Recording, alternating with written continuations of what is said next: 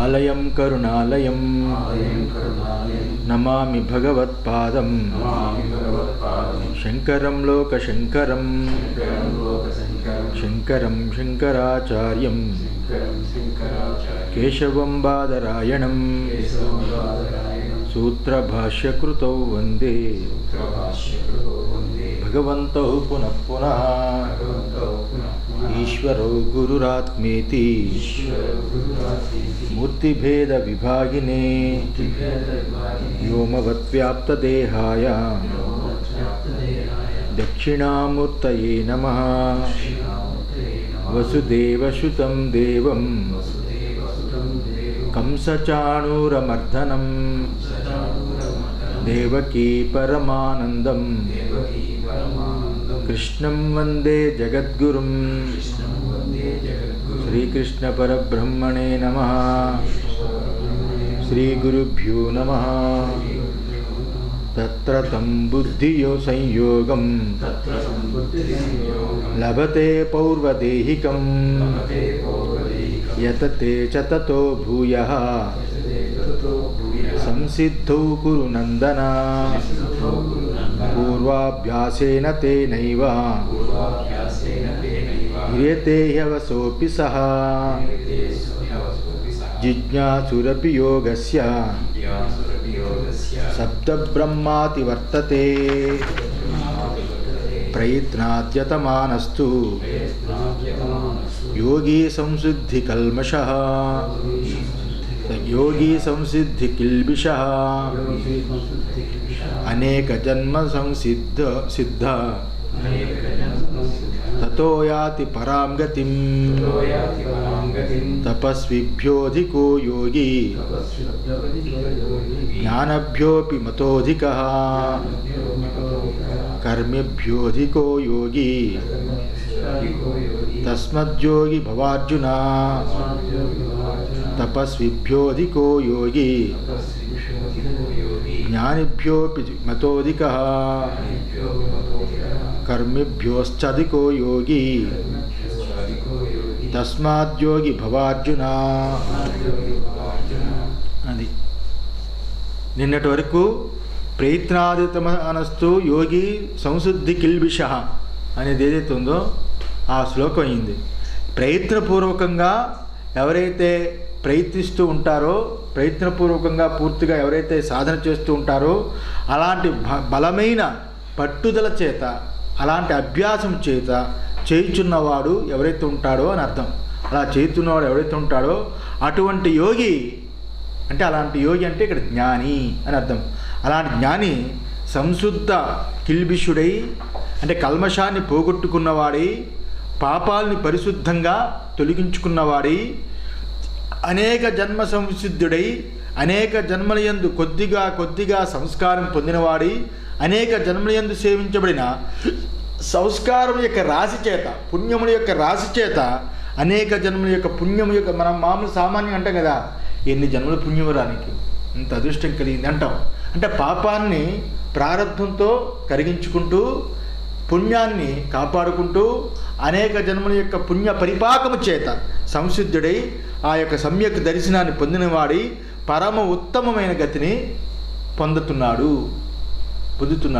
యోగి అనేవాడు. యోగి అంటే జ్ఞాని అని నిన్న యోగిత్వం ఎందువల్ల శ్రేష్టము అనే ప్రశ్నకి నేను ఈ రకంగా చూపించాడు. ఇప్పుడు తపస్విభ్యో అధికో యోగి జ్ఞానభ్యోపి మతోధికః అనే శ్లోకానికి చెబుతున్నాం. తపస్విభ్యః అధికో యోగి జ్ఞానిభ్యః అపి జ్ఞానమత్ర శాస్త్రపాండిత్యం తద్భయః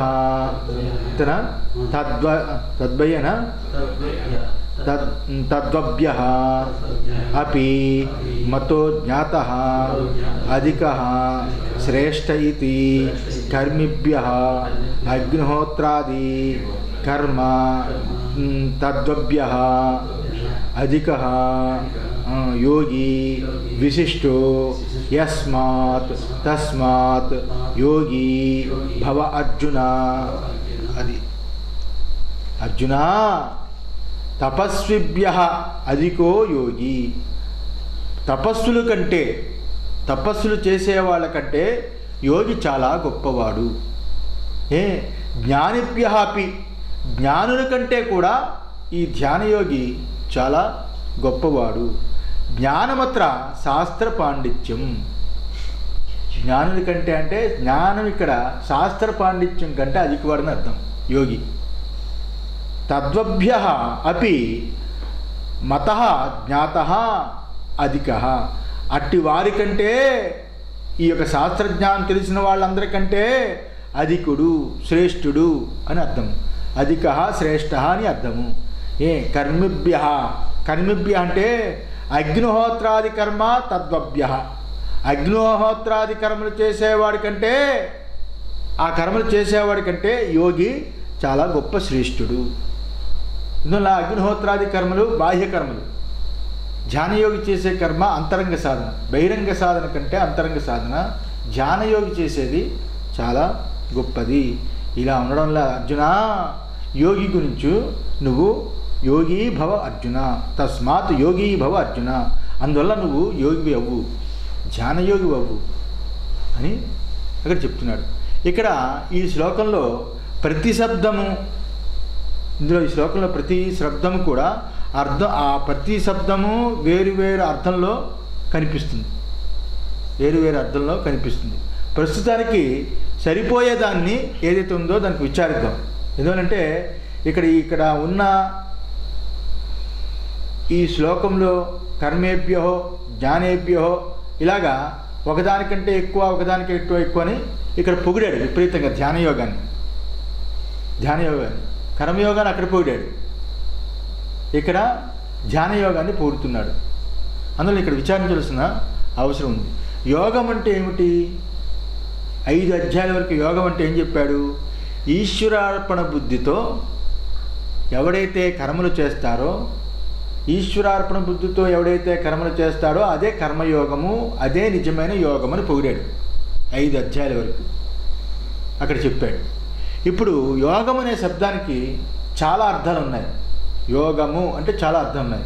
ధ్యాన యోగము, జ్ఞానయోగము అని. యోగము జ్ఞానానికి యోగం అంటారు, ధ్యానానికి యోగం అంటారు, భక్తికి యోగం అంటారు, కర్మకి యోగం అంటారు. అక్కడ కర్మయోగాన్ని అంతకంటా గొప్పది లేదు, అది శ్రేష్టం, ఈశ్వరార్పణ బుద్ధితో చేసేదే నిజమైన యోగి అన్నాడు. ఇన్ని అర్థాల్లో అది చెప్పేశాడు. ఇప్పుడు యోగం అనే శబ్దానికి ధ్యానము, జ్ఞానము ఇలాగ అనేక అర్థాలు ఉన్నాయి కదా, అవి ఆ శబ్దానికి ఇక్కడ మాత్రము ధ్యానం అనే శబ్దానికి యోగి అని వాడాడు. 5 అధ్యాయాల వరకు కర్మ అనే శబ్దానికి కర్మయోగి అని వాడాడు. ఇక్కడ ధ్యానం అనే శబ్దానికి ధ్యానయోగి అని వాడాడు. ఇది చాలా గొప్పది, దానికంట ఇది చాలా గొప్పది అన్నాడు. ఎందువల్లంటే ధ్యానయోగాన్ని విధించడానికే ఈ యొక్క అధ్యాయం అంతా కూడా ప్రారంభమైంది. ముఖ్యంగా ఈ శ్లోకం కూడా ధ్యానయోగాన్ని విధించడానికే ఈ యొక్క శ్లోకం కూడా బయలుదేరి ఉంది. యోగి తపస్సుల కంట అధికుడు అని కదా చెప్పాడు. యోగి తపస్సుల కంట అధికుడు అంటే తపస్సు అంటే ఏమిటి? కృత్య చంద్రాయణాది వ్రతాలు. ఇప్పుడంటే లేదు, పూర్వీకులు చేసేవారు.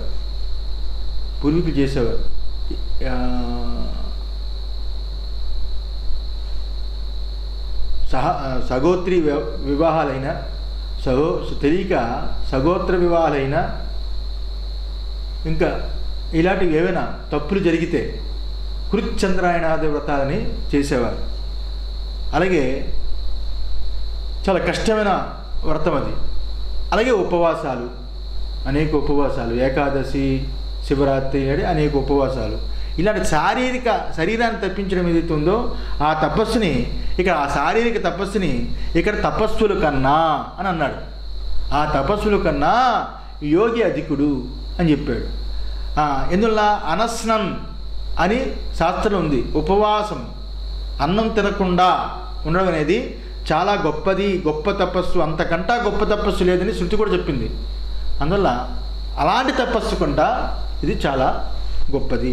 శ్రద్ధతో ఒకానొక సంకల్పం చేసి, శ్రద్ధతో కూడుకుని ఒకానొక సంకల్పం చేసి ఉపవాసం చేయడం అనేది అనేక పాపాలకు ప్రాయశ్చిత్తమని స్మృతుల్లో అన్నింటిలో చెప్తుంది. ధర్మసింధు, నిర్ణయ సింధు వాటిలన్నింటిలో కూడా అన్ని శ్రద్ధతో ఏదైనా ఒక సంకల్పం చేసుకుని ఏదో ఆ సంకల్పం చేత వారానికి ఒక రోజో లేకపోతే ఆ ఏకాదశి నాడు పలానా ఉత్కృష్టమైన రోజులు, లేకపోతే కృత్తికా నక్షత్రం రోజునో భరణి నక్షత్రం రోజునో వాళ్ళకి దేవత ప్రీతిని బట్టి ఉపవాసం చేయడం అన్ని పాపాలకి ప్రాయశ్చిత్తమని కూడా స్మృతులన్నీ కూడా చెప్పాయి.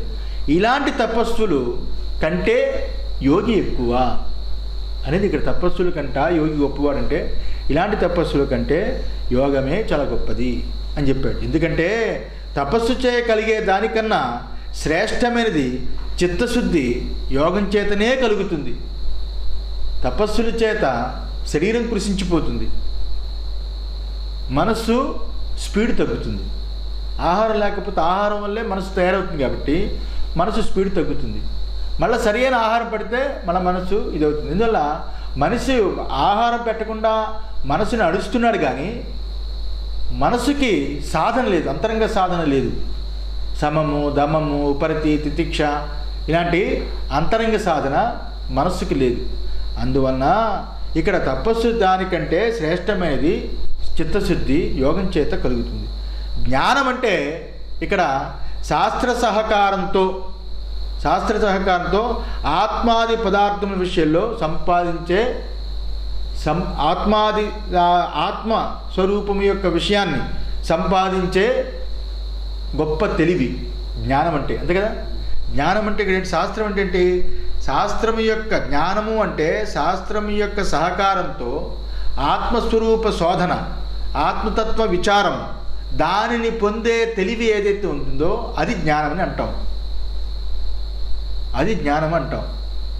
ఆ జ్ఞానంలో వాడికి జిజ్ఞాస ఉండాలి, షార్ప్నెస్ ఉండాలి, అలాగే ఆ లోతుకి వెళ్ళే ఆ గుణం ఉండాలి, సమాధాన బుద్ధి ఉండాలి. సమము దమము లేకపోయినా జ్ఞానం వస్తుంది. సమము దమము ఉపరతి 3 ఉంటే మోక్షం వస్తుంది. సమము దమము ఉపరతి 3 లేకుండా ఉన్న జ్ఞానం వస్తుంది. ఈ 3 ఎవరికి కావాలి? ఎవరైతే జ్ఞానం తెలుసుకున్న తర్వాత మోక్షం పొందాలని కోరిక కలుగుతుందో అలాంటి మోక్షం కావాలని కోరుకున్న వాడికి సమము, అంతరేంద్ర నిగ్రహము, బాహ్యేంద్ర నిగ్రహము, ఉపరతి అంటే సంసారాన్ని వదిలిపెట్టడము, బాహ్య ప్రపంచాన్ని వదిలిపెట్టడం. జ్ఞానం కలిగిన తర్వాత 3 కలగాలి. 3 కలిగిన తర్వాతైనా జ్ఞానంకి వెళ్ళాలి. కానీ జ్ఞానం కలిగిన తర్వాతైనా 3 రావాలి. జ్ఞానం కలిగిన తర్వాత కూడా 3 రాలేదనుకోండి, ఆ జ్ఞానం వ్యర్థం. జ్ఞానం కలిగిందా అంతరేంద్ర నిగ్రహం రావాలి, బాహ్యేంద్ర నిగ్రహం రావాలి, ఉపరతి అంటే సన్యాస అభిలాష కలగాలి. లోకేషనాయచ్చ విత్తేషనాయచ్చ పుత్రేషనాయచ్చ అత ఉత్థాయ భిక్షాచర్యం చరంతి. ఉత్థాయ అనేది ఉపరతి. ఆ 3 నుంచి లేచి బయటికి రావడం, బాహ్య ప్రపంచాన్ని వదిలి అంతరంగమైన సాధన కోసము యాజ్ఞవల్క మహర్షి ఏ రకంగా తన భార్యకి చెప్పి ఇల్లు వదిలిపెట్టి వెళ్ళిపోయాడో ఆ రకంగా జ్ఞానం కోసము వాడు సాధనకి రావాలి. అందులో జ్ఞానానికి ముందైనా ఉండాలి, జ్ఞానం తర్వాత అయినా రావాలి. అలాంటి దానిని కలిగించేది ఏదైతే ఉందో అది జ్ఞానం. జ్ఞానం అనే దానికి ఎవరికైనా కలుగుతుంది, బుద్ధిబలం బాగుంటే, అంతే కదా. కానీ విడుచుట, వదిలిపెట్టుట, త్యాగం చేయుట అనేది దానికి అంగం. అంగం లేకపోయినా జ్ఞానం ఉంటుంది, కానీ అంగం ఉంటేనే మోక్షం వస్తుంది.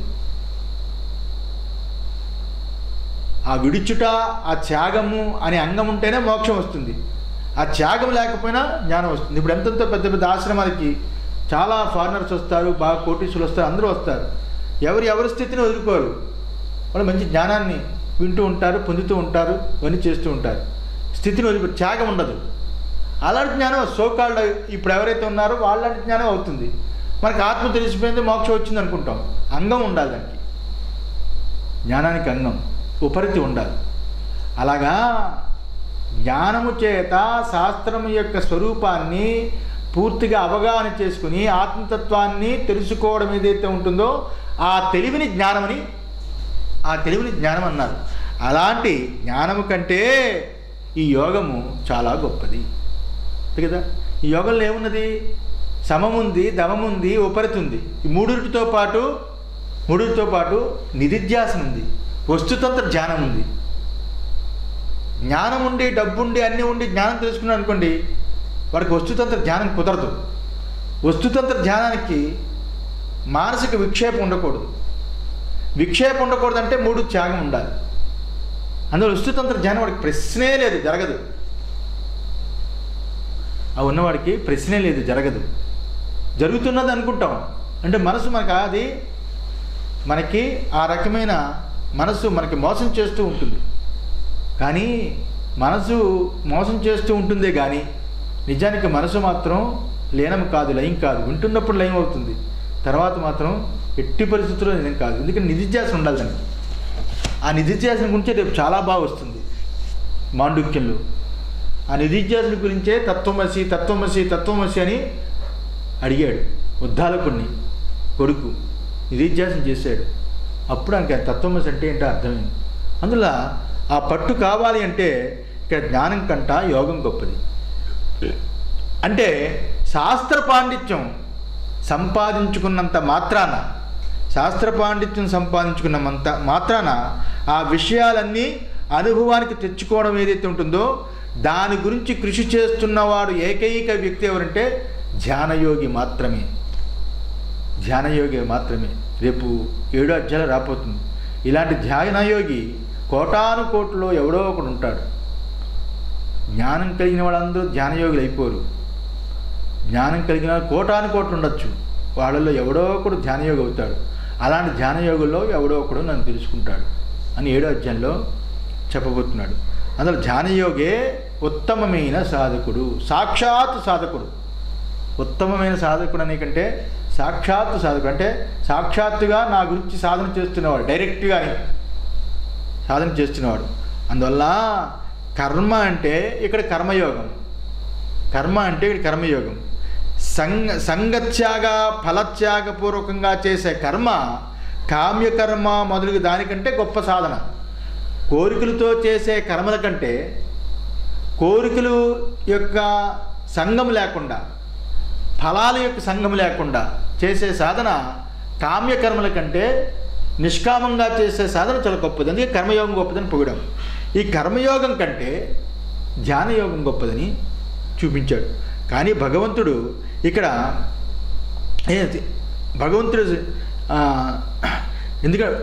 భగవంతుడు ధ్యానాన్ని చేసే యోగము కర్మయోగము కన్నా భగవంతుడు ఇంకా దగ్గరగా ఉంటాడని, అదే గొప్ప సాధనని ఇంతవరకు ఈ ధ్యాన యోగంలో బోధించాడు. ఇప్పుడు డైరెక్ట్గా ఫేస్ టు ఫేస్ కర్మయోగం అంటే అది డైరెక్ట్ ఫేస్ టు ఫేస్ కాదు. మధ్యలో అగ్నిహోత్రుడు ఉంటాడు, మీడియేటర్. వాడు వీడిచ్చే అవిస్సులు అవన్నీ తీసుకుని ఆ మీడియేటరు తీసుకెళ్ళి ఇచ్చినవి వాడు చెప్పే ఉంటాడు. మన మీద నచ్చదనుకోండి కొన్ని విషయాలు చెప్తాడు. స్వరాలు బాగులేవు, పదార్థాలు బాగులేవు, నెయ్యి అని చెప్పి మార్కెట్లో డాల్డా తెచ్చి హోమం చేశారు, ఇవన్నీ రాంగ్ ఫీడింగ్ ఇస్తూ ఉంటాడు మీడియేటర్. ఇక్కడ ధ్యానయోగంలో మీడియేటర్ ఉండడు. అంతరంగ సాధన, అంతఃకరణ పెట్టుకొని సాధన చేయడమే. అంతఃకరణ దాటాడంటే ప్రత్యేగాత్మే. అందులో ప్రత్యేగాత్మకి ఇక్కడ మనస్సుకి పోరాటం, ఆరాటం ధ్యానయోగం. అందువల్ల ఇది డైరెక్ట్ సాధన. అందులో భగవంతుని ధ్యానం చేయడానికి డైరెక్ట్ యోగము ధ్యానయోగము. అది చాలా గొప్ప తపస్సు. ఇలా తపస్సు, కర్మ, జ్ఞానము వీటన్నిటికంటే ధ్యానయోగం గొప్పదని ఇందులో చెప్పాడు. వీటన్నిటికంటే ధ్యానయోగం చాలా గొప్పది. అందువలన దాన్ని అవలంబించిన తత్వజ్ఞానాన్ని సంపాదించడము కర్తవ్యము. అందులో ఎప్పటికైనా ఈ యుద్ధం అయిపోయిన తర్వాత నువ్వు తీరుబాటుగా కూర్చొని నువ్వు ఎలాగా రాజువు కావు, ధర్మరాజే రాజు అవుతాడు. ఎందువల్లంటే ఇంటికి పెద్దవాడు. ఎందువల్ల నువ్వు చేయవలసిన కర్మ ఏదో అది రాజుగా నువ్వు చేసి ఈ ధ్యానయోగాన్ని వదిలిపెట్టకుండా, ఇంత గొప్ప ధ్యానయోగాన్ని ఇప్పుడు తత్వోపదేశం పొందావు కాబట్టి దీన్ని వదిలిపెట్టకుండా ఈ యొక్క యుద్ధం అయిన తర్వాత పూర్తిగా ధ్యానయోగివి కా, వదిలిపెట్టకు అని. అందుకని ఇప్పుడు వెళ్ళి ధ్యానయోగంలో కూర్చొని కాదు ఇక్కడ. అలాగే ఆల్రెడీ వచ్చేసాడు కదా ధ్యాన యుద్ధంలోకి. ఇది పరిపూర్తి చేసి నువ్వు ధ్యానయోగివి కా అని శ్రీకృష్ణ భగవానుడు ఈ తపస్విభ్యోధికో యోగి జ్ఞానభ్యోపి మతోధిక కర్మభ్యోశ్చధికో యోగి తస్మాత్ యోగి భవార్జున అని ఈ రకంగా చెప్పాడు. యోగినామపి సర్వేషాం మద్యతేనాంతరాత్మనా శ్రద్ధావాన్ లభతే యో మాం శ్రద్ధావాన్ భజతే యో మాం సమేయుక్తతమో మతః. యోగినామపి సర్వేషాం మద్యతేనాంతరాత్మనా శ్రద్ధావాన్ భజతే యో మాం సమేయుక్తతమో మతః. అది యోగినాం అపి సర్వేషాం రుద్రాదిత్యాది ధ్యానపరాణాం మధ్యే మద్యతేన మయి వాసుదేవే సమాహితేన అంతరాత్మనా అంతఃకరణేన శ్రద్ధావాన్ శ్రద్ధదానః సన్ యోగీనాం అపి సర్వేషాం అని. యోగీనాం సర్వేషాం అంటే యోగులు అంతమంది ఉంటారా? అందరి యోగులలో అని. అందరి యోగులలో అంటే బహువచనం వాడంటే అంతమంది, అన్ని వేరియేషన్స్, డిఫరెన్స్ యోగులు ఉంటారా? యోగి అంటే ఒక ధ్యానయోగి కదా, వస్తుతంత్ర ధ్యానం చేసేవాడు కదా నిజమైన యోగి, ధ్యానయోగి. ఆ వాడే నిధిధ్యాసన, వాడే ఆత్మను పొందుతాడు కదా. అవును, వాడే ఆత్మను పొందుతాడు, అందువల్ల వాడే గొప్పవాడు మిగతా యోగుల కంటే. మిగతా యోగులు అంటే ఎవరు? రుద్రాదిత్యాది ధ్యానపరాణం. రుద్రుడు, ఆదిత్యుడు, ఇలాగా ఈ దేవతలను ఆరాధించే యోగుల కంటే అని అర్థం. రుద్ర ఆదిత్యాదీనాం అంటే రుద్రాదిత్యాదులు అంటే రుద్రుణ్ణి, ఆదిత్యుణ్ణి, అమ్మవారిని, అయ్యవారిని, శివుణ్ణి, ఇలాగా విష్ణువుని, ఇలా ఇలా దేవతలను ఆరాధించే యోగుల కంటే ఈ యోగి చాలా గొప్పవాడు. ఈ ధ్యానం చేసేవాడు చాలా గొప్పవాడు, ఈ యోగుల్లో చాలా గొప్పవాడు. పరాణం రుద్రాదిత్య ధ్యాన పరాణం, ఆ ధ్యానం చేసిన వాళ్ళకంటే వీడు చాలా గొప్పవాడు. ఎందువలంటే మద్గతేన మయి వాసుదేవే సమాహితేన. ఎందువల్లంటే వాడు ఎప్పుడూ వాసుదేవుడైన నాయందే సమాహితేన, సమాహితుడై ఉన్నవాడు. సమాహితుడై ఉన్నాడంటే అంతఃకరణ నాయందే నిలిపినవాడు అని అర్థం. తన మనసుని నాయందే నిలిపిన. వాసుదేవ అంటే సర్వవ్యాపకమైన ఆత్మతత్వము. వాసుదేవుడు అంటే నెమలిపించం పెట్టుకొని, పిల్లంగోం పెట్టుకొని అతని మీద కాదు. రుద్ర ఆదిత్యాది దేవతలనే అతను వాళ్ళకంటే గొప్పవాడంటే రూపకంగా కృష్ణుడు కూడా వాళ్ళతో సమానమే. ఇక్కడ రూపకంగా బోధించలేదు భగవద్గీత అంతా కూడా, ఆత్మపరంగా బోధిస్తున్నాడు. అందులో ఆత్మస్వరూపంగా నాయందే ఎవడైతే అంతఃకరణ ఉంచుతాడో అని అర్థం. ఎవడైతే ఉంచుతాడో అలాంటి వాడు, నాయందే ఎవడైతే ఉంచుతాడో అలాంటి వాడు అంతరాత్మన. అంతరాత్మ అంటే అంతఃకరణేనా. అంతరాత్మ అంటే అంతఃకరణం యందు శ్రద్ధావంతుడై భజతే సేవతే యో మాం సమే మమ యుక్తతమ. అలా శ్రద్ధతో ఎవడైతే ఆచరించున్నవాడై, ఎవడైతే భక్తితో నన్ను భజిస్తూ ఉంటాడో, ఎవడైతే సేవిస్తూ ఉంటాడో అలాంటి వాడు నాకు ఉత్తమమైన వాడు అని అర్థం. వాసుదేవుడైన నాయందు అంతఃకరణ నిలిపి శ్రద్ధావంతుడై, శ్రద్ధ చేత ఆచరించబడిన వాడై, ఎవడైతే నన్నే భజిస్తూ ఉంటాడో, సేవిస్తూ ఉంటాడో అలాంటి అతడు నాకు ఉత్తమమైన భక్తుడు అని, గొప్ప యోగ్యుడు, గొప్ప యోగి అని. ఇది నా అభిప్రాయము, అంటే ఇది నా మతము అని చెప్పాడు. ఇక్కడ చాలా విషయాలు ఉన్నాయి ఈ శ్లోకంలో. ఇక్కడ మొదటి పాయింట్ ఏంటంటే, ఎవడు నాయందే మనసు నిలిపి శ్రద్ధ కలిగి నన్నే భజిస్తూ ఉంటాడో అతడు రుద్ర ఆదిత్యాది దేవతలను ధ్యానం చేసే యోగుల కంటే చాలా గొప్పవాడని ఒక పాయింట్ చెప్పాడు. నన్నే ధ్యానం చేస్తూ ఉంటాడో అతడు రుద్రాదిత్యాదులు ధ్యానం చేసే యోగుల కంటే చాలా గొప్పవాడని ఒకటి చెప్పాడు. ఇంకోటి ఏం చెప్పాడు, ఇక్కడ యోగులు భగవంతుని ధ్యానించేవారు, మరి ఇతర దేవతను ధ్యానించేవారు అని 2 విభాగాలు చూపించాడు. 2 రకాల యోగం చూపించాడు. నన్నే పూజించేవాడు ఒక యోగి, ఇతర దేవతలందరినీ పూజించేవాడు ఒక యోగి. ఇక్కడ పూజించుట అంటే ఇక్కడ సేవించుట, పూజించుట, భజించుట అంటే అర్థం ఏమిటి? ఆత్మరూపేణ నన్నే ఎవరైతే కొలుస్తారో అక్కడ ఒక యోగి చేశాడు, వాడు ఉత్తమమైన వాడు. రుద్ర ఆదిత్యాదులు అంటే ఇప్పుడు రేపు పొద్దున మీరు చదివిన దాంట్లో వచ్చి ఉంటుంది, 33 తత్వాలు అవన్నీ ఖండించాం. అలాంటి వాటిని పూజించేవాడు, వాళ్ళకంటే వీడు చాలా గొప్పవాడు. అలాంటి వాళ్ళన్నింటినీ పూజించేవాడు, వాళ్ళందరికంటే వీడు చాలా గొప్పవాడు అని 2 విభాగాలు చేసి చూపించాడు. ఇక 3వ పాయింట్, భగవంతుని ధ్యానించేవారు యుక్తతములని చెప్పాడు. ఎవరైతే పరమాత్మని ధ్యానం చేస్తారో వాళ్ళే ఉత్తమమైన వాళ్ళు అని చెప్పాడు. ఇక 4వది, అందువల్లనే ఇక్కడ భక్తి యోగం కూడా సమర్థించినట్లుగా అయింది. ఇక్కడ భక్తి యోగాన్ని కూడా సమర్థించినట్లుగా అయింది. భక్తి యోగం అంటే భజన చేసే యోగం కాదు. ఇస్కాన్ వాళ్ళు, మిగతా వాళ్ళు భజన పరులు భజన చేసే యోగం కాదు. భక్తి యోగం అంటే పరాభక్తి. సచ్చిదానంద స్వామి చెప్తారు, ఇద్దరికే మోక్షం ఉంది. 1 ఆత్మజ్ఞానికి, 2 పరాభక్తి ఉన్నవాడికి. నారద భక్తి సూత్రాలకి వ్యాఖ్యానం చేశారు సచ్చిదానంద స్వామి వారు, అద్భుతమైన వ్యాఖ్యానం. పరాభక్తి ఎలా ఉంటుందో భక్తి యోగం చెప్పింది. పరాభక్తితో ఉన్నవాడికి అద్వైతికి తేడా ఉండదు. పరాభక్తి ఉన్నవాడు ఎవడైతే ఉన్నాడో సర్వము, తుకారం సినిమా చూసేవారా నువ్వు? భక్తి తుకారం సినిమాలో చూపిస్తాడు అద్భుతమైన ఒక సంఘటన. పాండురంగుడు కనిపిస్తాడు, పాండురంగుడు కనిపించి వెంటనే మాయమైపోతాడు. వెంటనే పాండురంగుడు ఇంతకాలం నేను కొలిచాను, ఒక్కసారి కనిపించాడు, మాయమైపోయాడు. మళ్ళీ నాకు ఆ పాండురంగుడు కావాలని పిచ్చెక్కిపోతాడు. ఇక భార్య లేదు, పిల్లలు లేదు, అడవులు పెట్టేస్తాడు. కొండల్లో వెతుకుతాడు, చెట్లలో వెతుకుతాడు, చెట్లు గుద్దేసుకుంటూ ఉంటాడు. కళ్ళు చూస్తున్నా వాడికి ఏమీ కనిపించట్లేదు. ముందు చెట్టు ఉందా, లేకపోతే కిందన ముళ్ళున్నాయా, ఏమి చూడకుండా అలా నడుచుకుంటూ వెళ్ళిపోతుంటాడు అడవిలోకి. కొండల్లో, కోనల్లో, నదుల్లో అన్నిట్లో వెతుకుతుంటాడు.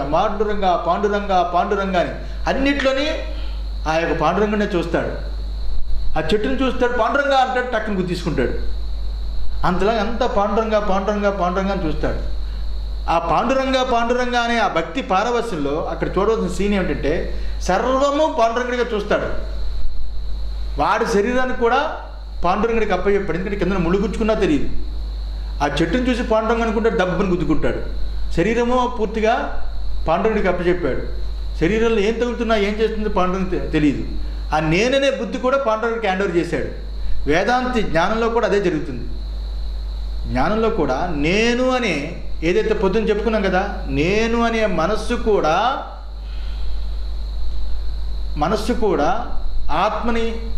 ఆత్మని తెలుసుకున్నప్పుడు, ఆత్మ తానుగా తెలుసుకున్నప్పుడు మనస్సు తానులో లీనమయ్యి కేవలం తానే మిగులుతుంది అన్నట్టుగా పరాభక్తిలో ఉన్నవాడు కూడా నేను